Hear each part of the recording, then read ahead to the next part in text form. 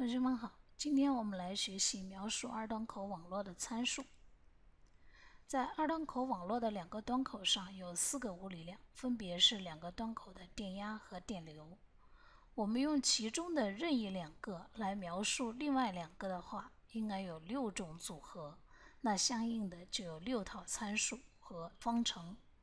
我们首先学习的呢是用端口的电压来表示端口的电流，那对应的就是 G 参数。这是一个二端口网络，描述它的 G 参数方程呢，应该是这样的2个方程，用端口的电压 U1、U2 来描述端口的电流 I1 和 I2。那现在我们的任务呢，其实就是要来确定这2个方程中的系数 G11、G21、G12 和 G22。如果这个网络内部的结构是已知的，那我们当然可以用前面学的电路分析的方法来求出端口的电压和电流之间的关系，提取出相应的系数。但如果现在这个二端口网络的内部结构根本就是未知的，或者说它的电路结构非常的复杂，那我们怎么来求这个二端口网络的 G 参数呢？事实上，我们为什么要来专门学习二端口参数？很重要的一个原因就在于说，对于一个复杂的网络，它的二端口参数是可以通过实验测定的方法来得出的。因此，下面我们首先来看一下如何用实验测定的方法来求出二端口网络的参数。我们来看一下这2个方程，大家会发现，如果我令 U1 或者 U2 分别等于0，那么这个时候2个电流和电压之间的关系就会变得非常的简单。比如说，我首先让端口2短路，也就是令 U2 等于0，那么这个时候大家会看到 I1 就变成了等于 G11 乘以 U1， 而 I2 呢就等于 G21 乘以 U1。 如果我在端口1上面加上一个电压元激励，然后用电流表测出这2个端口的电流，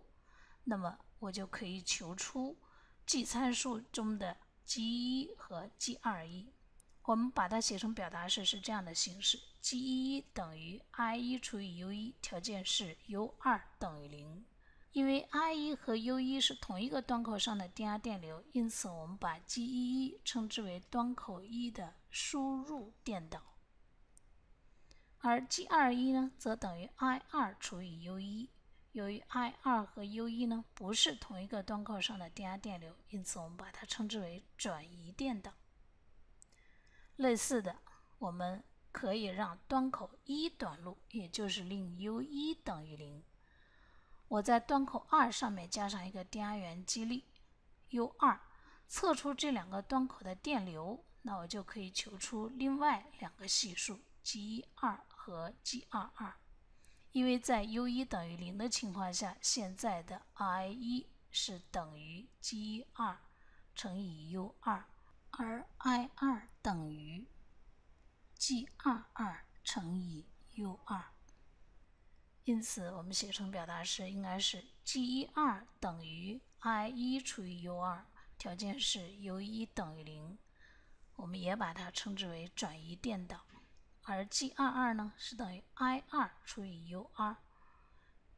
我们把它称之为端口2的输出电导。因为我们一般习惯上把端口1看成输入端口，而端口2呢看成输出端口。现在大家可以看到，我们刚才用实验的方法来测定 G 参数的时候，是令2个端口分别短路，因此我们的 G 参数呢又称之为是短路电导参数。那在这里请大家思考一下，是不是所有的二端口网络我们都可以用这种让端口短路的办法测量它的 G 参数呢？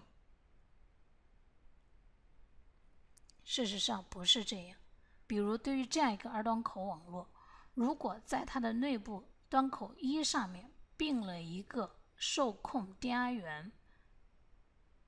那大家想想，现在我让端口1短路，就会导致电路分析出现问题。因此，并不是所有的二端口网络都可以采用端口短路的办法来测量它的 G 参数。这也是我们为什么需要那么多种二端口参数来描述二端口的原因之一。好，现在我们把刚才让2个端口分别短路的电路画在一起，大家看一下。在端口1短路的时候，我们得出了 I1 等于 G2 乘以 U2。在端口2短路的情况下，我们得出了 I2 等于 G21 乘以 U1。现在如果 G12 等于 G21， 我们就称这个二端口是一个互异二端口。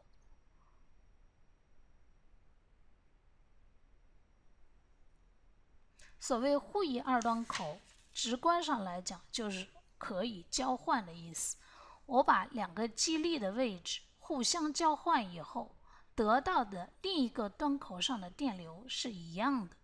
因此我们把这个二端口称之为互异二端口。